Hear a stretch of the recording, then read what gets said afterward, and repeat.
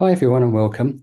I'm Gary Brunzite, the Membership Secretary of the Red Lion Group, and I'm delighted to be your host and chair for tonight's webcast. We're privileged to welcome this evening the renowned colorectal surgeon Janindra Warusavitarne, who will be known to many of you as a pioneering pouch surgeon at St Mark's, and we're honoured that he's also a patron of the Red Lion Group charity. Also taking part is Ben Barbanel, a Red Lion Group member and a patient of Janindra.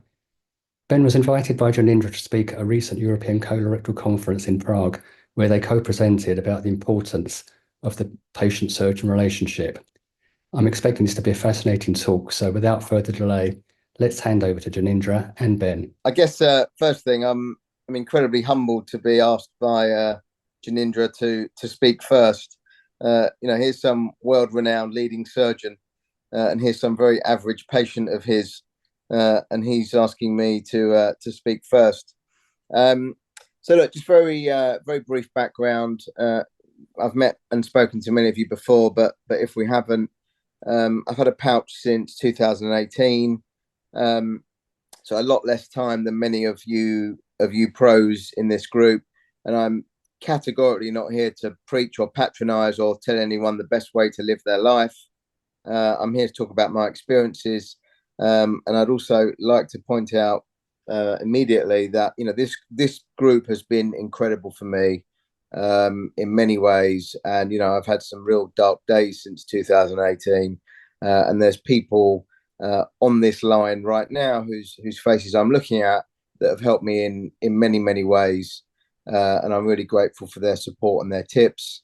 And also, before I kind of dive in, I'm not a politician, and I'm not here to talk about kind of the issues within the NHS or cause Janindra any difficulty or embarrassment.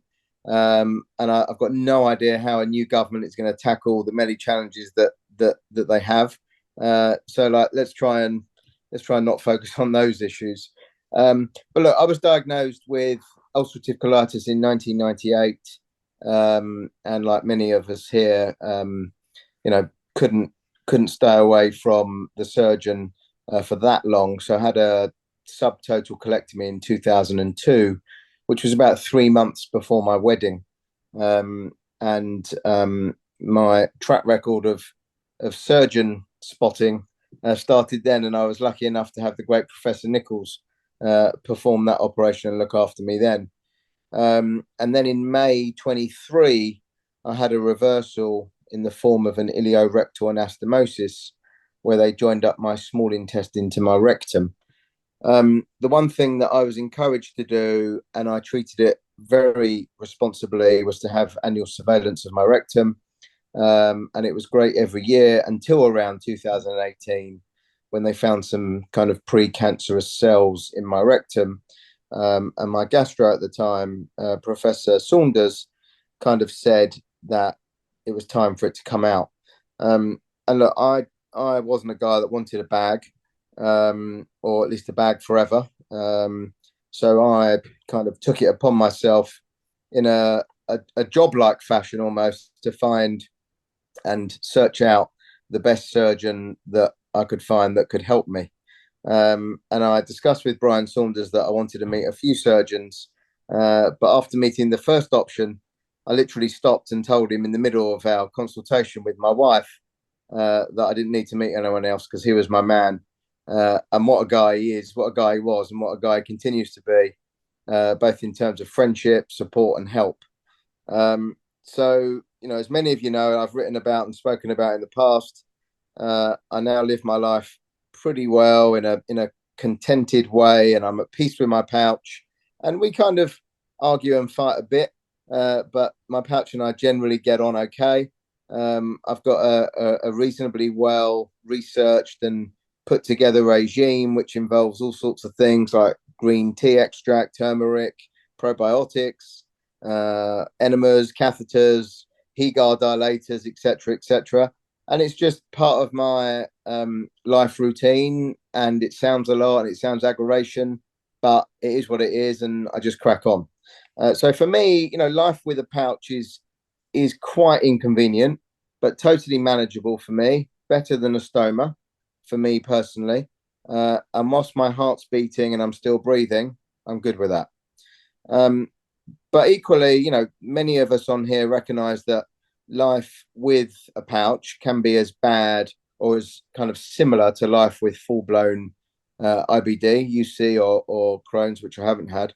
Always the subconscious looking for a toilet, the unexpected random feelings of being desperate for the toilet, or even when you don't need, but always thinking about it, that can be pretty draining.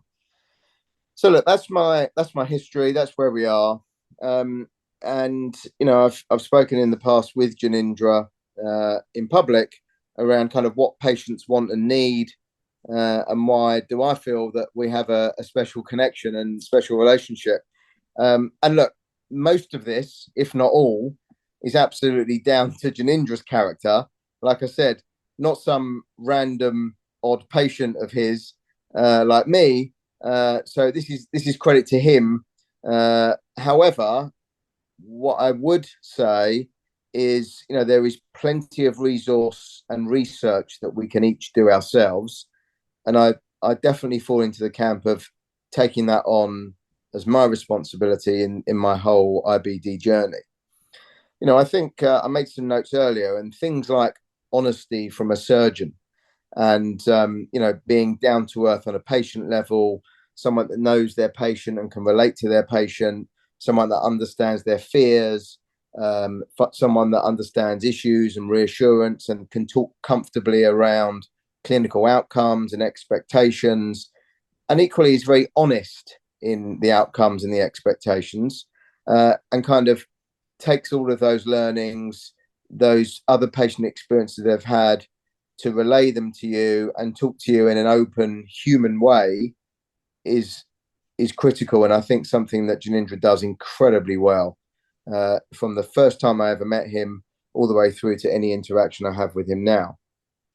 I think the other amazing thing for patients and doctors to try and hone in on is, doctors are a funny bunch, surgeons are a funny bunch. Sorry, Janindra, but having that, having that emotional intelligence that they can interact with a patient based on the patient's desire or wish for knowledge is really, really critical. So, Janindra knows and laughs and sometimes calls me a weirdo because he knows that I want to know everything, warts and all. And, some of the questions I ask him are strange, and some of the questions I ask him he has to think about because they're quite in depth. I'm sure he thinks I'm mad. And equally, he has other patients that don't ask him any questions because they're in the hands of a tremendously skilled surgeon. He knows best, and they just crack on. They don't want to know. I'm the sort of guy that wants to know, wants to ask questions, and feel incredibly lucky that I have somebody that is prepared to answer those questions and spend the time helping me think them through. And I think that ultimately comes from a level of confidence and experience. So, we all have to be responsible to choose and be signposted and directed to somebody that's done enough procedures to know what's what, has seen them go wrong and understand what can go wrong and how, and has seen them go well and understand how things work and all of the variations in between.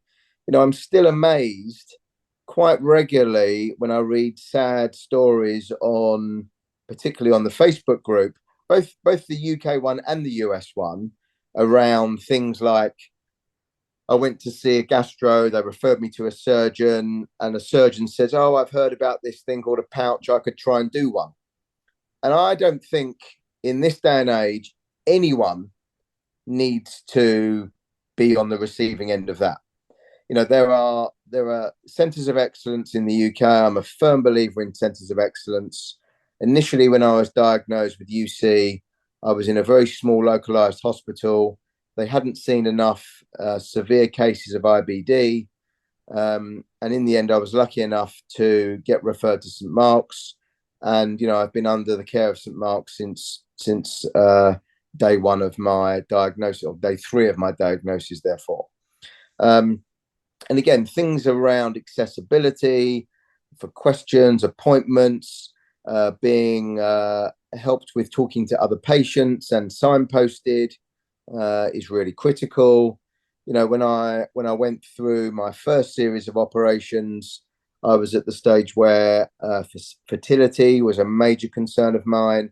I was just getting married. My wife to be and I wanted to have children. You know, you read about fertility problems, and that was a big concern. And being able to talk to teams, Janindra directly, and other people that he put me in touch with was great. And, you know, this whole buzzword in the NHS around MDTs, multidisciplinary teams, that large teaching hospitals move towards, means that the support that Janindra has around him and can facilitate discussion with and intros to is critical for patients. But equally, I think there is responsibility on us as patients to understand what's available and to try and use and embrace as much of that. You know, so at St Mark's in particular, there is that incredible pouch team. And, you know, many of us have spoken to the likes of the twins and Zara and various dietitians, etc. And, you know, throughout my journey, there's always been kind of little nuggets that I've hung on to and taken, and I always repeat them. You know, one of the classics was when I met Janindra, and he told me that he thought I was a reasonable pouch candidate, and he thought that he might be able to do a one-step operation for me without a stoma.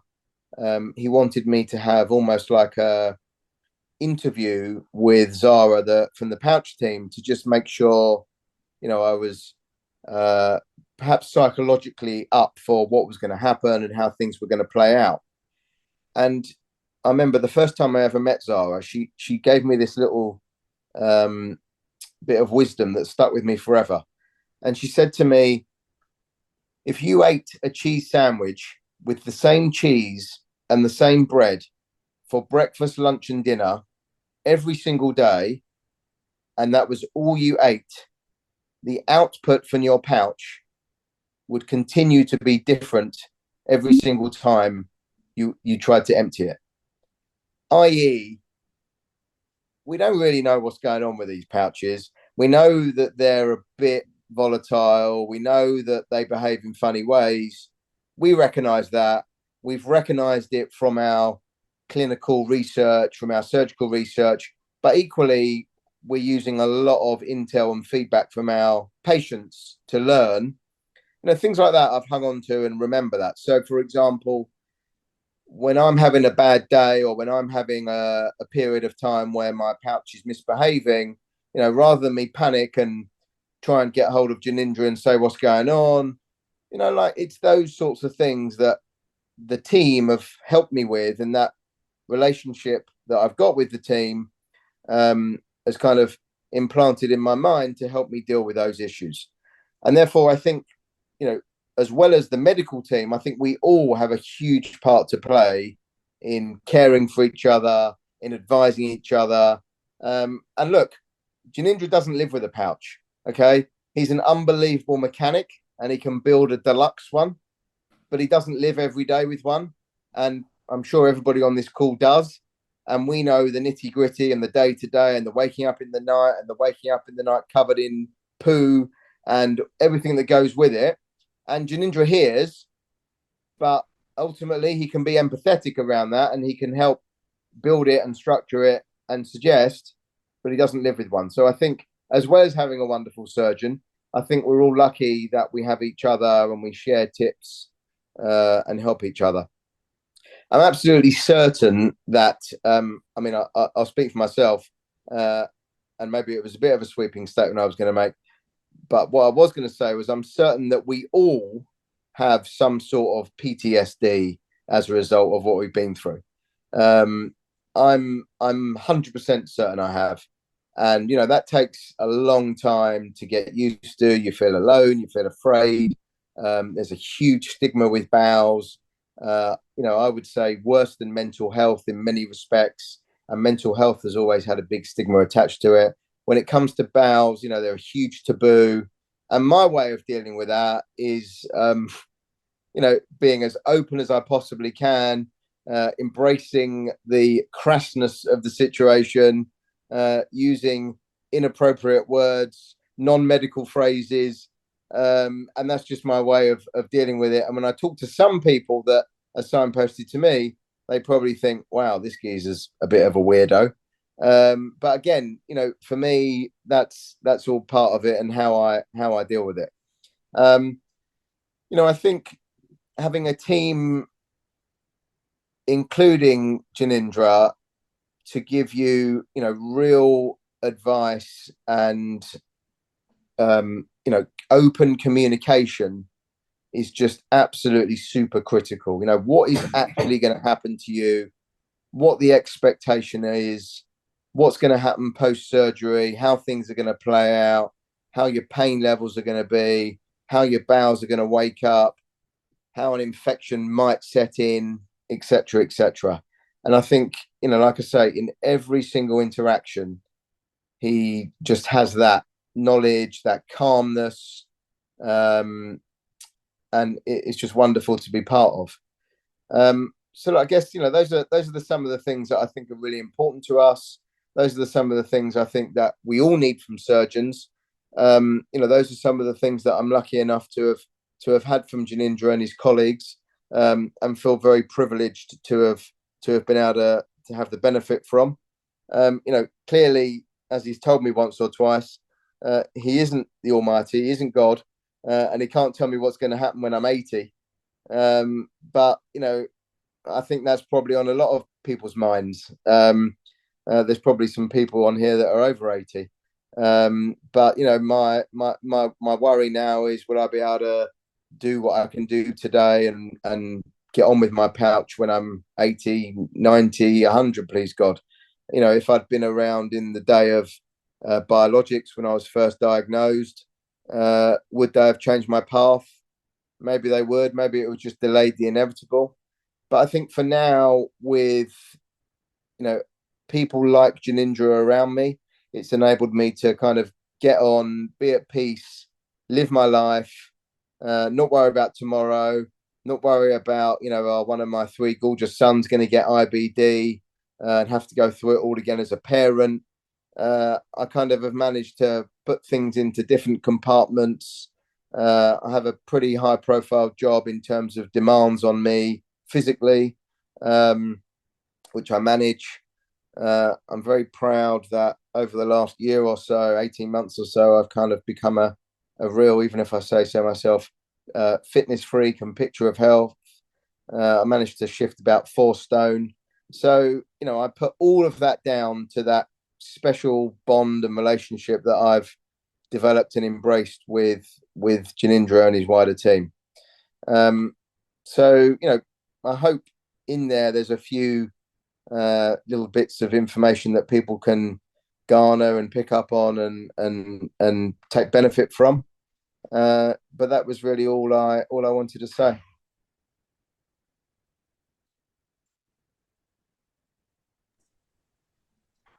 Ben, I was hoping it wasn't going to be a me show, but thank you for your very kind words about me. But I think I was just going to add a little bits and pieces, because as a clinician, and especially and I'm going to speak specifically in relation to IBD and a pouch.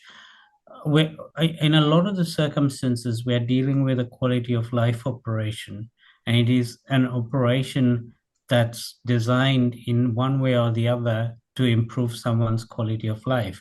And that's why it's not there for everybody. It's not the right thing, sorry, for everybody. Yeah, for some people, I mean, I always give this example when I talk about how we come to the decision-making process with individuals. If you have someone who's a long-distance truck driver, a pouch may not be the right option for them, because trying to find a toilet when they're on a motorway somewhere, traveling through Europe or wherever, can be a difficult thing. So a stoma might be a better option. And it's about trying to balance those things out and trying to be as realistic as we possibly can, given some of the circumstances are really important. So I always start these sort of conversations with a listening process, which is why I let Ben go first, because I can actually it helps me a lot to try and understand the person in front of me, because part of the thing is that when you come to see me, you sort of know a little bit about me, but I know nothing about the individual on the first occasion, and I've got to work out with the person in front of me uh, how to basically take the conversation through so that um, I get all the information that is required to try and help the person in front of me, but also so that that person feels that they can trust the person in front. Because it's vitally important that, it doesn't matter how great you are with your hands. If the person who you place your hands on doesn't trust you, there is a big problem in the aftercare. It's a massive problem. And if that problem occurs, then I feel very strongly that people's recovery, their expectations, how they go through with things are really important, which is why I'm never really afraid to tell people, go and have a second opinion if you really feel unsure or anything like that, because you've got to, when you make a decision for where you want to go, you have to be very comfortable with the idea that you're making the right decision. Now, there is no crystal ball answer as to what is the right decision and how is that going to go. But at least if you start to understand some of the problems or some of the positives and the negatives in a situation, then it helps with the decision making process. And that's why a lot of what Ben said about how he juggled with a lot of things, and all of those come with having the right advice as well. And this is why, for me, also in that relationship, just being a me person or just being the only one who gives you the advice is fundamentally wrong, and which is why I rely massively on the team. One of the other problems I struggle with the NHS, because as you probably all know, I trained in Australia, which has a slightly different system in terms of access, because there is a mixture between private and public, but also you had better access with your GPs because people actually paid to go and see their GPs. So you can swap your GPs, number one, and number two is that because it's a you pay an excess, if you like, to see your GP. That there was a lot more ability to see them without a huge waiting list, and they had direct contact with the surgeons, the gastroenterologists, anyone really, and say, I have patient X in front of me. And I struggled a lot when I came to the NHS because it's difficult from a patient perspective to actually access your GP. But more importantly, even if you do, there is a big problem then whereby the GPs, they have to write a letter. The letter gets sort of sent in the mail somewhere. It gets stuck with some secretary. I'll probably read it about 3 weeks after the problem. There isn't that ability to actually pick up the phone or drop an email and say, I've just seen patient X, they have this problem. How would you advise to do it? Those are some of the things I've tried to encourage as much as possible with the GPs. We see patients from all over the countryside, but now that we have nhs.net as an email, it has started to make things easier because they can find us very easily and email us. So that's been a massive plus, because you can actually find people if you're a practitioner using the email system, and I get a lot more communication via that route, which makes a huge difference because I can pick problems. But then there's the other thing is that if you actually have a problem, where do you go? Everyone says go to A&E, but you have something like a pouch. Um, and realistically speaking, there are only about 100 and something pouches done a year in the UK, and I think those numbers have dropped actually over the last few years. So you're asking people who have to deal with emergencies to deal with this condition that they've never seen before in some instances. And so how to deal with that is also very different. So that access problem, or the lack of access, is a big issue, I think. And therefore, I think that in a lot of ways, I would like to see even a stronger change in how we can access these.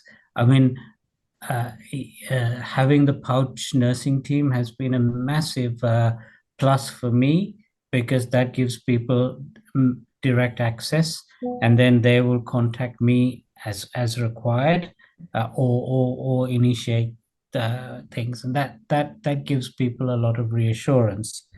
So I think those sort of things are the way forward. It's to make people feel comfortable, because as Ben says, you don't know where this is going to go. There are some people in whom it works really well, and in others it works differently.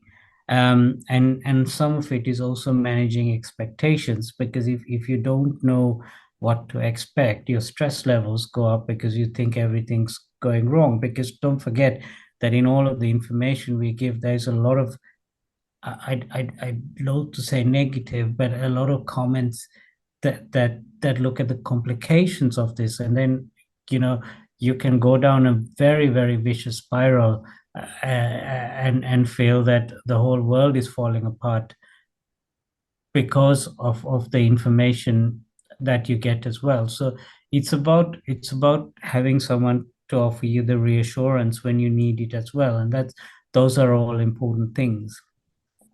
So that's sort of basically my very summary of how I try to sort of manage a lot of the expectations that Ben mentioned. But I think um, the emotional intelligence, I think, is a massive thing, and I think if us as clinicians, when I came to the UK, the first thing I decided I'm not going to wear a suit, because I couldn't handle any of those surgeons who actually wore a suit, because it automatically made people. I actually got rid of the tie as well. It automatically made people feel massively uncomfortable, because it gives you a very strong barrier between, if I say something, that's what it's going to be. You're just here to listen to me, and that's how it's going to be done. But that's not the way things should be. Um, I think if I look at the conversations I have with people, it is very different now than it was even 7 years ago, whereby a lot more younger people say they want to go for a permanent ileostomy. Now, my assumption is that things like social media, talking, and getting the information around it, but also feeling comfortable with the ileostomy in terms of social media and so on and so forth, where it's quite trendy in some circumstances. So all of those things. So people's the culture, the responses, the requirements, what you feel like, they all change. And in this sort of thing, it's not for me to say, oh, you need a pouch, uh, and so on and so forth. But what I have to do is to make sure that people understand, for example, if they really need their rectum removed and they want to stay with the permanent stoma, that is going to be a lifelong thing, and it's not going to change.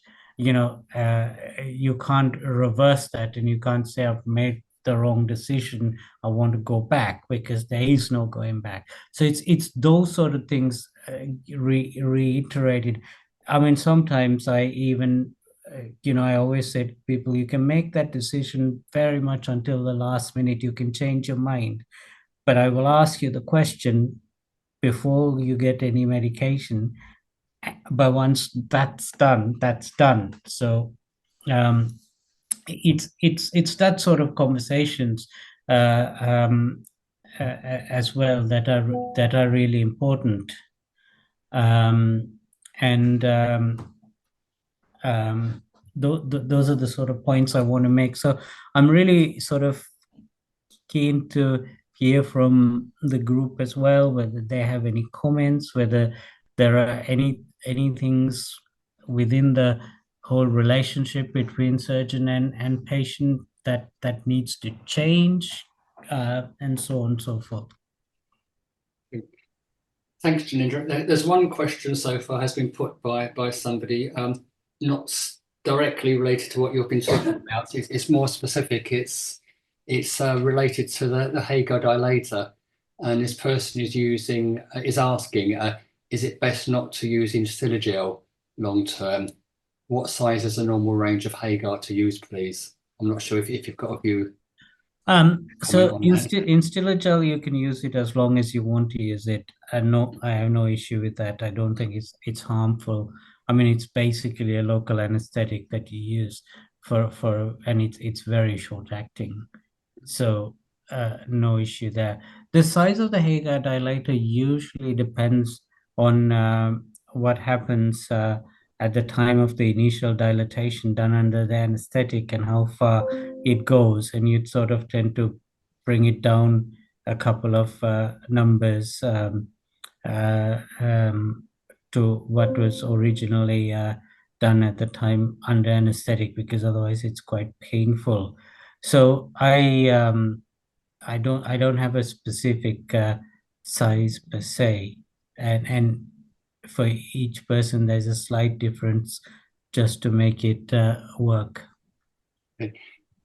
Further to that, actually, there's been some discussion about Hagar dilators on some of our other sessions where people are suggesting their use, and the advice that we've received from St Mark's is that people shouldn't be using them without supervision from somebody, either at St Mark's or a specialist. People shouldn't just be willy-nilly buying them online and experimenting with them. So you should be trained, and it should be dilated. It should be dilated under anesthetic the first instance, because one of the problems is that if you just shove it in, it can go the wrong way, and if it goes the wrong way, then that's going to be a problem, a big problem. Okay. Other question from the same person saying, great setup for patients in St Mark's for pouch patients. Could it be possible to have pouch nurses in other centres of excellence, please? I guess So, I mean, it's anything's possible, and I would like to see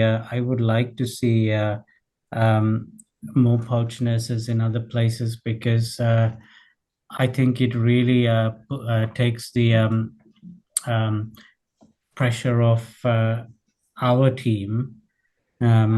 And now when we are slightly struggling with low numbers, it's becoming even a bigger issue.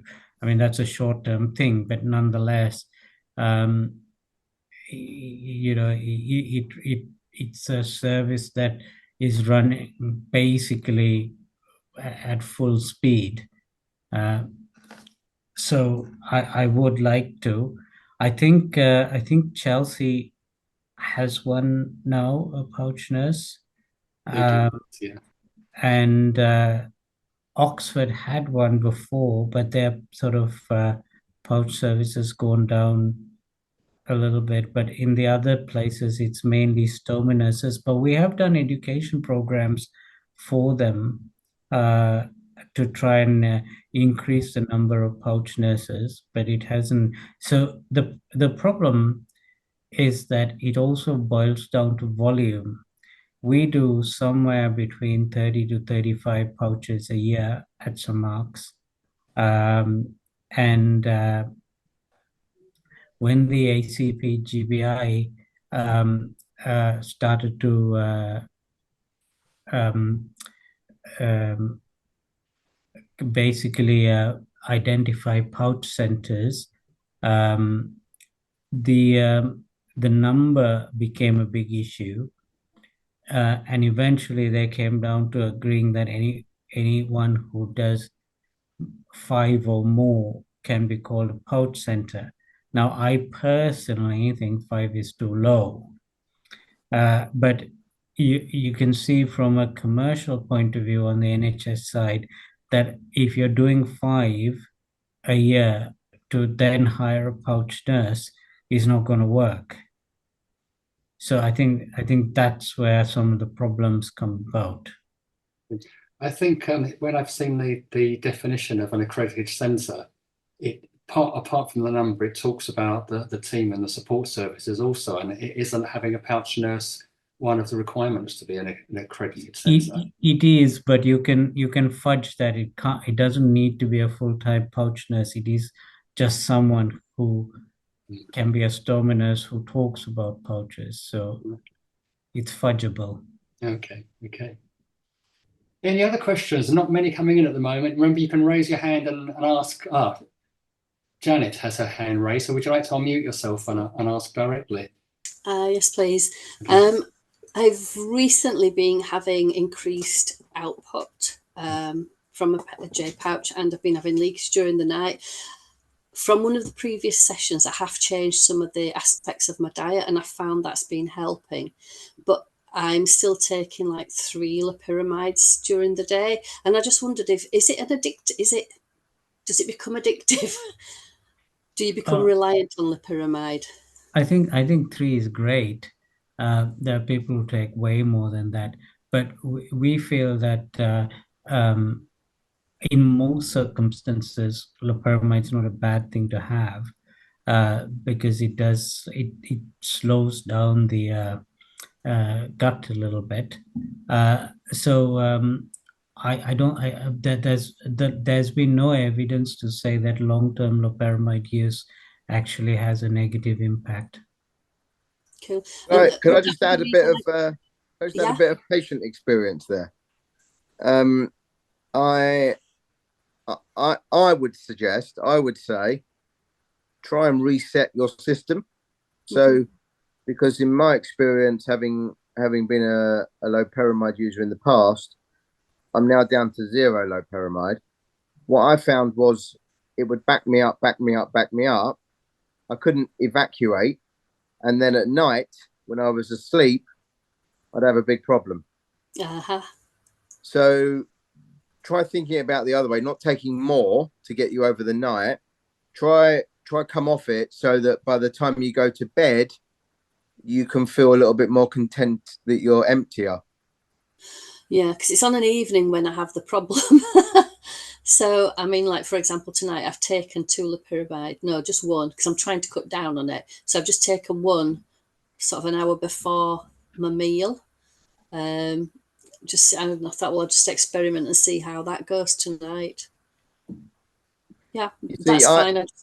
You see, I would say that means that meal is going to be slower coming out and more prone to come out when you're asleep.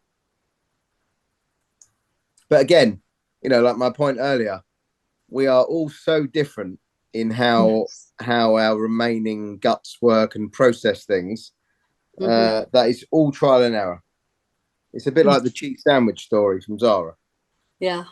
Right. I'll keep experimenting, but thank you. Okay. Oh dear. I think it depends on your experience, because I certainly haven't had any problems with being stuck. So I certainly I've been taking loperamide for about 15 years and have at least 5 a day. And yeah, never any problems about not being able to evacuate. Depends on your pouch. Absolutely. Sorry, another question in the chat, and I'm not quite sure I know what this means, but any ideas for clustering in the evening? Do you? So yeah, so I think what the person's referring to is going to the toilet, not fully evacuating, having to go again. So this was actually one of my challenges that I had previously, and I found over time and with the help of various people, including the wonderful Peter, who's online somewhere, that by using a warm water enema and then a Medina catheter to empty the pouch was totally transformational. And I discussed it with Janindra. He told me that I wasn't going to do myself any harm. and he was happy, and he kind of blessed it, and that's what I do. I think you'll find a lot of people have had that experience, that a lot of problems are related to inability to empty fully, and Medina catheter tends to be the solution. Once again, if you're fortunate to be a St Mark's patient, then you would get guidance in actually using Medina catheter. In fact, I use one, and my original surgeon, Prof Nichols, wouldn't let me use one until I demonstrated that I could use it safely, which the first attempt didn't go very well. So I went a couple of years before I went back to St Mark's and had the induction from Zara, and haven't looked back. Yeah. But I think the education is the key in that matter. So that, you know, at the end of the day, you want it to be safe and you want it to work. Another one on the chat. Totally agree with Ben that taking loperamide only at night, but also the warm water on at bedtime means all nice and empty for the night. I pretty well sleep through now, but diet is everything for me. That's somebody else endorsing the use of enemas and catheters. Any more from any more? Or are people desperate to get to the football match? They're all fairly quiet tonight. Would you have anything else to add? If we're not getting any more questions, a hand has gone up. Okay, Sarah, if you unmute and ask your question. Hi everyone. Hi Okay. Ben. Hi Janindra. Quick question. Diet has come up in a couple of comments from people, and that's key for me. And I'm wondering, I often wonder, because I have Crohn's now. I had UC to begin with, and I have Crohn's now.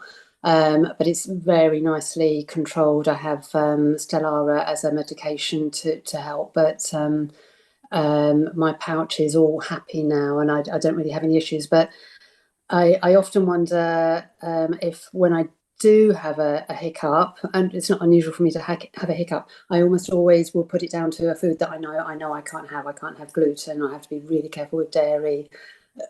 Pretty well no sugar. That's horrible. Trans fats, that sort of thing.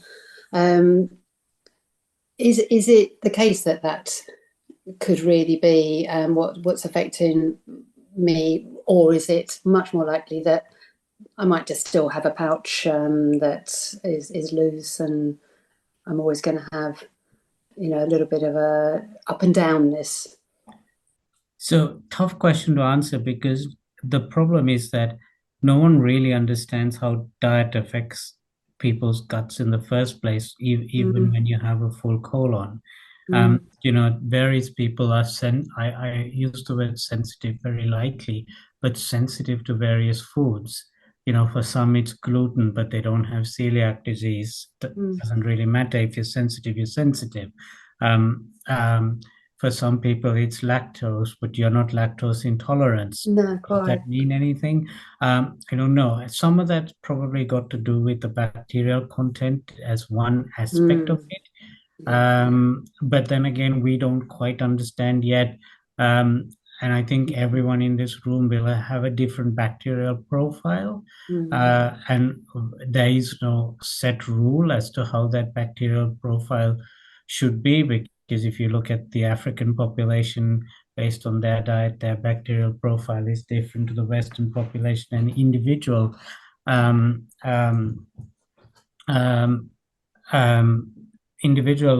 variation is the same.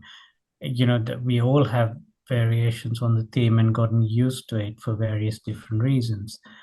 So I think it's really difficult with the diet thing. So what I always say is you've just got to do what works for you, and that's a little bit of trial and error.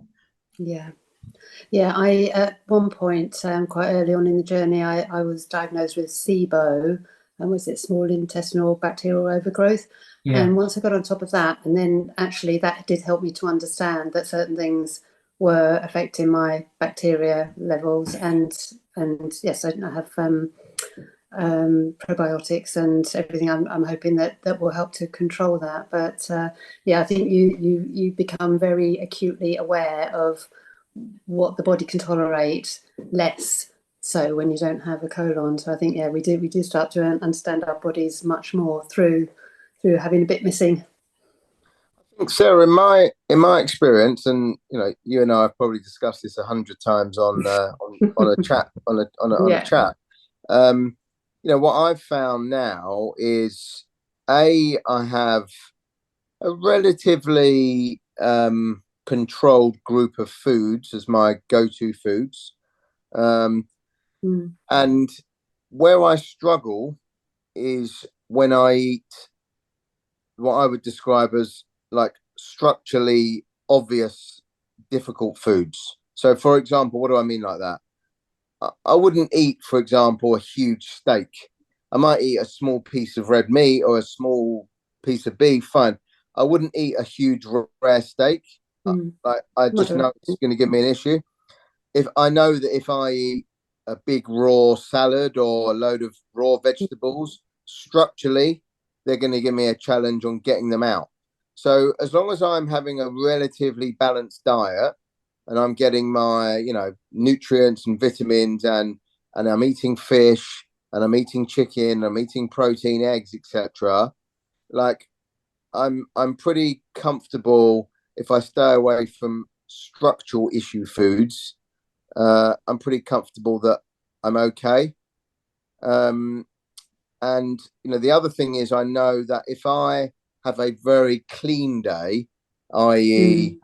I just have, like some very safe foods. So, I have a very clear list of safe foods, which would be like scrambled eggs, rice cakes, some light fish. I know that, that's going to enable things to settle down. I'm not going to have any structural challenges. And that's kind of how I deal with anything when I overeat on the bad food or this bad structural food, and then I'll let my pouch settle down and chill out a bit over the coming days. Yeah, I'm the same. Totally agree with all of that, and it's all a learning journey, isn't it? It's all totally trial and error. The thing I said to the pouch team that I discovered recently was, like, for example, I've found through trial and error, if I eat cooked carrots, I'm totally fine. If I eat mango, which is a fruit I love, I'm totally fine. If I eat carrots and then mango in the same meal, or one for dessert, mango for dessert, having eaten carrots, they don't work well together. So I think the other thing is that we all get anchored on particular foods and think they cause a problem, and then say, I'm not going to eat this anymore. But it might be a reaction between that and something else that we're doing. And it's very difficult to pick those patterns out. And also it changes over time as the pouch matures. I've noticed it's a whole different beast to what it was at the beginning, because I was still in hospital having just had my pouch created, and I was given a meal with carrots, and you, Ben, said, don't eat carrots, you'll be in a world of pain, and I was. So yes, and now I can eat them absolutely fine. So there's been some great advice on diet. We've had Gabriella Pufu from St Mark's, who's a dietitian. She's presented a few times for us, and there's some great recordings on our YouTube channel. But also she's speaking, in fact, our next presentation, which is on the 24th of July, is a joint presentation from Gabriella, who's dietitian, and Uchu Mead, who's the lead pharmacist at St Mark's. And they're going to be taking questions on those two subjects. But one thing that Gabriella has highlighted in her presentations is not to get too hung up on diet, and to try things, and not necessarily to be afraid of some of these problem foods. But key advice is chew, and then you'll find that even some of the problematic things can be okay. Peter has his hand up and would like to speak, so go ahead, Peter. You're muted. Yes, I've just unmuted myself. Good evening, Janindra. My question to you is obviously because I've been doing this for 20 odd years now. I'm in a situation where I was blue lighted in February into the local hospital with a perforated gallbladder. Have you come across much gallbladder issues with pouch patients? Because I find that my output is basically really gone very thick. Obviously, presumably because of the way the bile and everything is reacting to it. I find obviously because I'm an advocate of the Medina catheter, I have about half a dozen of them lined up in the sink by the toilet in the bathroom, and I'm just constantly using one after the other just to to actually empty the J pouch. Even with an irrigation, it's still quite very thick. So I'm just wondering if you had any comments and advice for that. So the short answer to the question is we don't have a huge amount of people, but so your risk of gallstones are much higher if you have Crohn's rather than ulcerative colitis. So we don't have. It's not to say you won't get them, but we don't have a lot of experience. Now, I can think of a number of different reasons why our output changed. I mean, obviously, you were right in the bile salts, probably one, but then all of the antibiotics and everything you had at the time of the perforated gallbladder can also have an effect on the bacterial content. So I don't know which one of those plays more of the role. Because technically speaking, you should get more diarrhea than a thicker output in the strictest sense. But I don't think we quite understand very well how the bile salts affect the small bowel, because we know it affects us colon a little bit more. So it's also got to do with fat absorption as well. Yeah. I mean, advice to take a low-fat diet, obviously, because that's what you do with the gallbladder. And I have a gallstone, though it's not a particularly troublesome one. It's just early days yet. They're leaving it in situ because of all the abdominal issues I've got with hernias and things. So it's just a wait, watch, and monitor really at the moment. Yeah, I think that's sensible. Thank you. Carol, would you like to ask your question? Yes, I would. Thank you for being here, everybody. It's great to learn all these things. My question, I've spent a lot of time thinking about this for myself, but have you found any patterns of how do people acquire all of these gastro issues? I know there must be a multitude of reasons, but because in my case, I really have refined it to understanding my alcoholic family, my role in the family, the stresses of all those things. One of the big things that happen with people that go through those things, they even say colon issues and stomach issues. Was curious if you have found a few principal underlying source causes for any of these gastro issues. Not really. I think it varies from, we think that certain stressful situations can affect your gastro situation. I mean, a lot of people get, not a lot, but there are a significant number of people who'll go overseas, get a infectious diarrhea somewhere and then come back and then it becomes ulcerative colitis. So there's some sort of trigger within that point that sort of starts the whole thing. I don't think we understand very well what that trigger is, because I think the trigger varies from individual to individual. Yeah, and I'll just add this as a fun fact. This is just my experience of life, but back in the year 2000, I made a lot of life changes. I had gone from having severe ulcerative colitis to getting better and not having any colitis for 20 years. And I personally believe it was because of me having identified these emotional roots and making life changes. And then while I found I had to probably I had to have a J pouch put in because I was now high risk because of all the scar tissue. I did have to have the surgery and I'm doing fine with the J pouch. But I went on a very interesting, what do you call it, alternative medicine supplement program for about 9 months before the surgery I had, because it was a pandemic. I couldn't have it right away. And just to be curious, I went from having four locations of dysplasia had been in my colon, which is why I was having the surgery. But when they biopsied the entire colon after they removed it, there was no longer any dysplasia in any of the cells. And not that I regret having the surgery, I think they could have developed more, but I'm just mentioning some of these things because it's just my personal experience, but I'm citing where I think I made emotional changes that really impacted me, improving my gut health in both cases. So just wanted to say that. Thank you. Okay, coming through, lots coming through on the chat now. So Linda has mentioned there's a good article, Pouch Physiology, recommends keeping output more liquid as empty by gravity, recommends Miramax in the article. Does anyone do this, or is water enema better? Any comments or? None from me. No, okay. Someone's asking, how does emptying with a catheter work? Even if I feel empty, the poo will keep coming down the pipes, as it were. So I'll still have to get up numerous times overnight.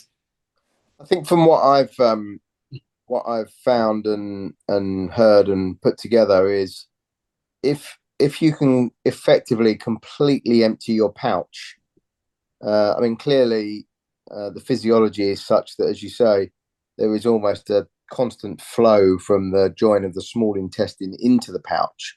But if you can completely empty your pouch from what's in there by using an enema and a catheter, that's going to give you the maximum amount of time possible to not have a sensation to go or need to go. So, you know, from like empty to full or from empty to point of needing is maximized. So I think it depends. I mean, you're right, because that's exactly the theory, and it'll take a while, because the pouch will have about 100 and something, 150, 170 roughly, give or take, mils of fluid that it takes before you start to really feel like you need to go. But there are some people who even the smallest amount makes them incredibly sensitive. They're the ones who go 20, 30 times a day, but feel that, you know, if you ask the question and say, okay, let's say you go in the morning and then you go a few minutes later, are you actually passing anything? Is this just a drop?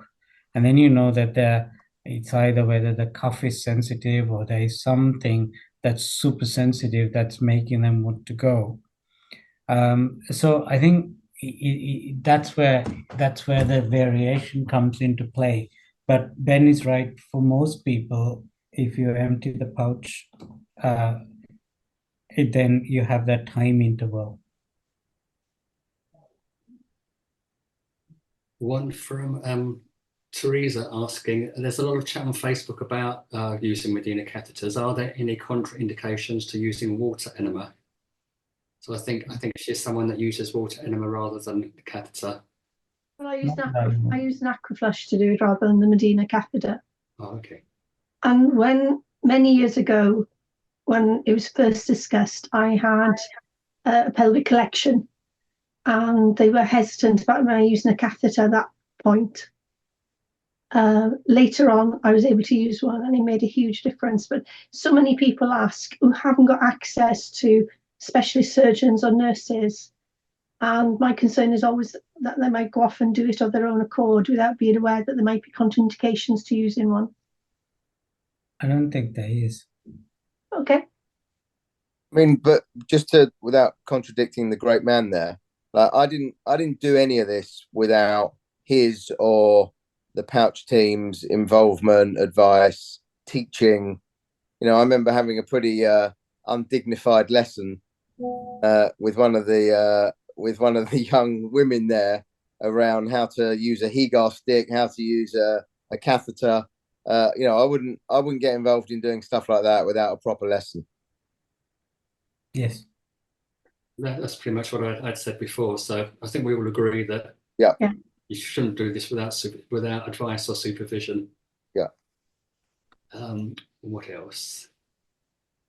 For Maria, I'm having problems with loose motions or not being able to go. I have lymph nodes on my small intestine. Is this connected? And what causes lymph nodes? Lots of things can cause lymph node enlargement. It depends on whether they're getting bigger is one thing. I mean, it can be that even things like pouchitis can do that. So if you're, I mean, I don't want to go into the nitty gritty of this because it requires if the motions have changed, then it requires a bit of investigation with the pouchoscopy and other things. So I think that needs to go back to the clinician side of things. To answer that question properly, you need more information.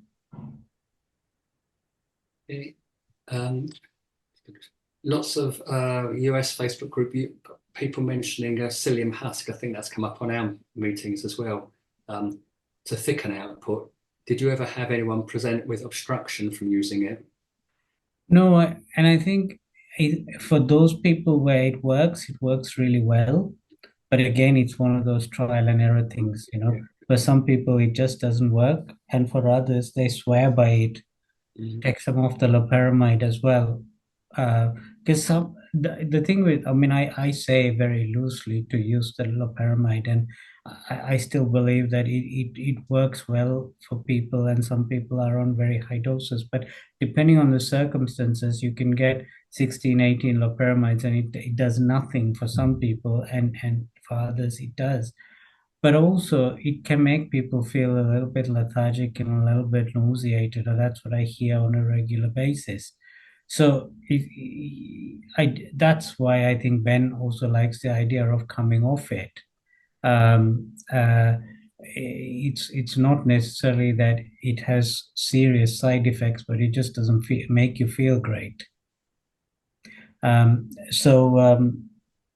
So that's why if psyllium works, it works well, and you can come off the loperamide.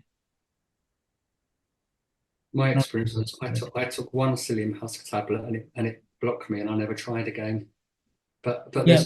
there's different formats that can be taken in. I understand that some people sprinkle powder on their food, other people take it in capsules. I took mine was a tablet, and it wasn't a positive result. Yeah. So somebody's asking, this is Peter asking this question, what happens when you are under a medical team that are not familiar with catheters or dilators? I think then you need to go and find one that is.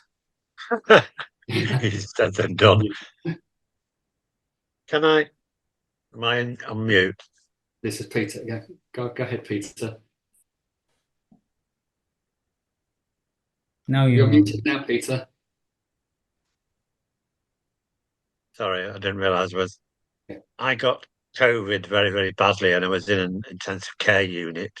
Now, prior to going into the intensive care unit, I had a discussion with the stoma nurses as to what they were going to do if I had to be intubated.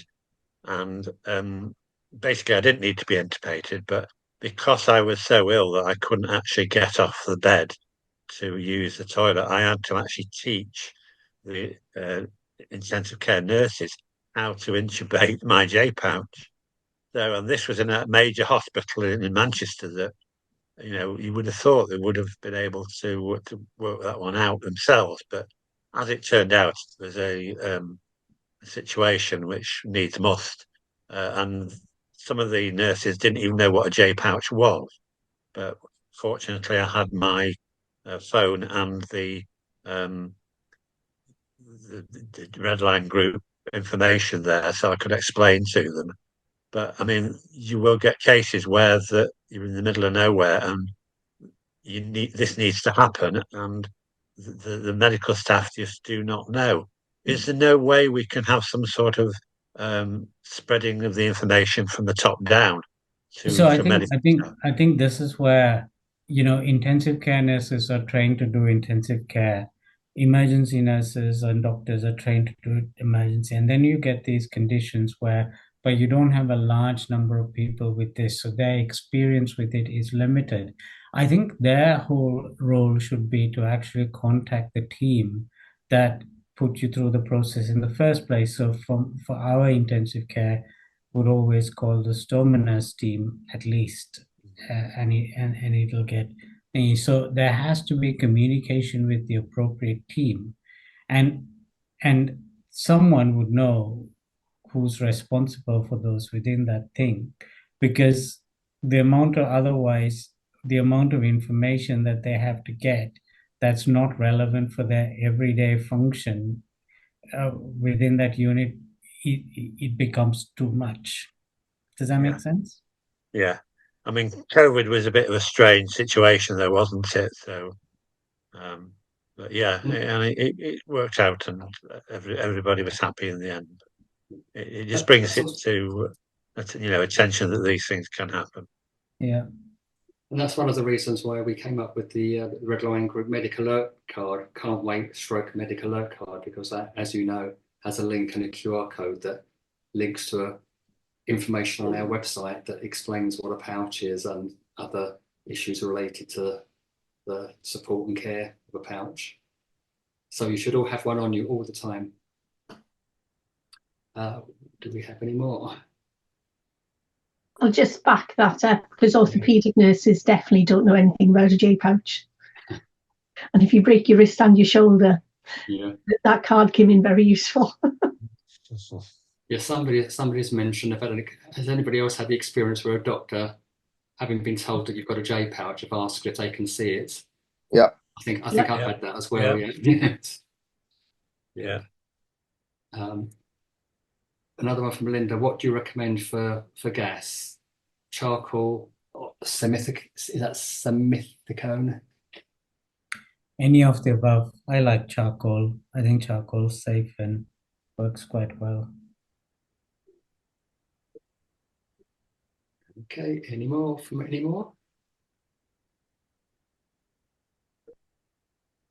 Janindra is very kind. He hasn't mentioned, but he's joined us from Rome, where he's on his travels at the moment. So really appreciate you being able to dial in. Always a pleasure. For this meeting, and thanks to Ben for contributing as well. And thanks to Ben for a good joint talk. Thank you, guys. It was really, really informative. Thanks. Have a good evening. Just to mention again, the next webcast is 24th of July for Ucho Mead and Gabriella Kufu is next on our agenda. And thanks again, Ben. Thanks, guys. Thank you. I've managed to avoid hearing the score, so I can go and watch the match. Enjoy. Thanks, Gary. Thanks, Gary. Okay. Great. Yeah. And recording will be available within a day or so. Thank you all. Bye-bye. Bye. Thank you. Bye-bye. Bye.